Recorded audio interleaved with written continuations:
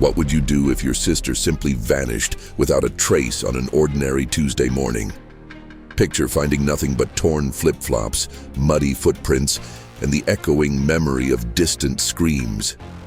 This is the story of Brooke Wilberger, a case that would expose the darkest corners of human nature and challenge everything we thought we knew about predators hiding in plain sight. Before we explore this haunting mystery, let me ask you something. How well do you really know the people around you? Because what you're about to discover will make you question that assumption forever. Brooke Wilberger was everything parents dream their children will become. At 19, this Oregon native embodied faith, ambition, and athletic prowess. Born into a loving family of 6 children, Brooke's life was anchored by strong family bonds and unwavering religious devotion as a member of the Church of Jesus Christ of Latter-day Saints. She had just completed her freshman year at Brigham Young University, excelling in basketball, soccer, and track. But here's what made Brooke truly special. She had transformed her own childhood struggles with speech difficulties into a burning desire to help others. Her dream? To become a speech pathologist, using her empathy to give voice to those who struggled just as she once had. Her boyfriend, Justin Blake, was serving as a Mormon missionary in Venezuela. Brooke was described by everyone as thoughtful, reliable, and genuinely caring, the kind of person who made the world brighter just by existing. But here's the chilling reality. All of these beautiful qualities would make what happened next even more devastating. Sometimes it's the brightest lights that attract the darkest shadows. May 24th, 2004. Remember this date, because it represents the moment when an ordinary summer morning became a family's worst nightmare. Brooke was working her summer job at the Oak Park Apartments in Corvallis, Oregon. Her sister Stephanie managed the complex, making this feel like the most secure possible work environment. Around 10 a.m., Stephanie saw Brooke filling a bucket with water, preparing to scrub lighting fixtures. Brooke was expected for lunch at her sister's apartment just steps away. But lunchtime came and went. Brooke never arrived. What Stephanie discovered next would haunt her forever. Brooke's bucket abandoned beside a lamppost, her flip-flops torn and discarded, one with the toe piece completely ripped out. 911, what's your emergency? Yeah, I've got someone who's missing, a worker of mine that we can't seem to find. Missing from where? I'm the manager of the Oak Park Apartment, and this worker actually happens to be my sister-in-law. Muddy footprints showed that Brooke had desperately tried to stay grounded, even after losing her shoes, fighting against whatever force was dragging her away. Her wallet, purse, cell phone, and car, everything was left behind. This wasn't voluntary. This was an abduction in broad daylight. A witness reported hearing screams around 10:30 a.m. Can you process the terror in those sounds? The desperation of someone calling for help that would never come? Stephanie's husband made the 911 call at 3:07 p.m., but precious hours had already been lost. It was just a really difficult time and very emotional, I think, for all of us as a family. When someone as beloved as Brooke disappears, the entire community mobilizes. The investigation launched with incredible intensity. Family, friends, church members, and strangers joined forces in a massive search effort.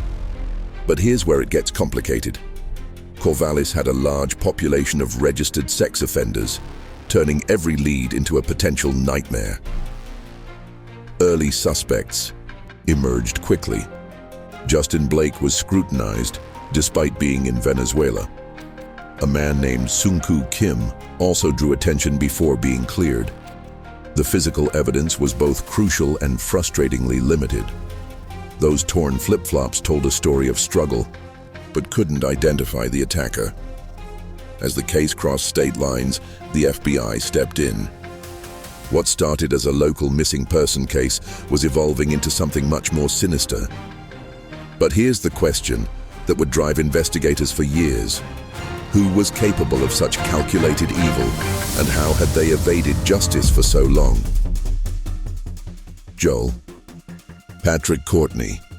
Remember this name because it represents everything we fear about predators who walk among us.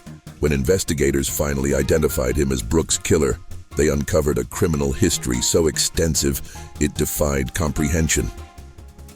Courtney had a 1991 sex abuse conviction in Washington County, Oregon, meaning he had been hurting people for over a decade before encountering Brooke. In New Mexico, he had kidnapped and raped a Russian exchange student who escaped and provided a description that would eventually connect him to Brooke's case. This man was a nomad of violence, moving between Oregon, Alaska, Florida, and New Mexico. His life was marked by drug abuse, violence, and secretive behavior. But sometimes justice comes from unexpected places. Courtney's sister, Dina, informed authorities about his troubled past. His drug use starting at age 11, his interest in Satanism, his violent tendencies. When forensic evidence finally linked Courtney to Brooke, her DNA found in his minivan, the pieces came together. But here's what's most chilling. Experts believe Courtney may be a serial killer, suggesting Brooke might not have been his only victim.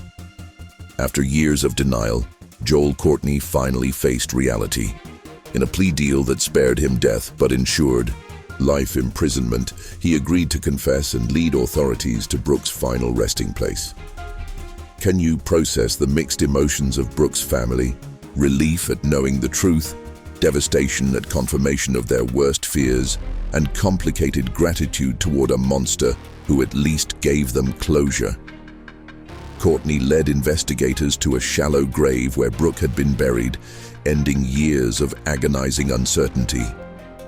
The plea deal revealed the calculated nature of his crime. This wasn't passion or poor judgment, but methodical, predatory behavior perfected through years of violence. Justice was served, but at what cost?